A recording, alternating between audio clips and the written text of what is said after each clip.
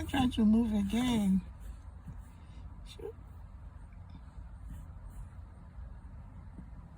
Can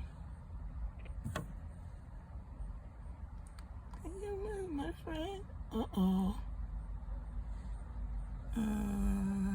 That's beautiful. Nature is a powerful tool.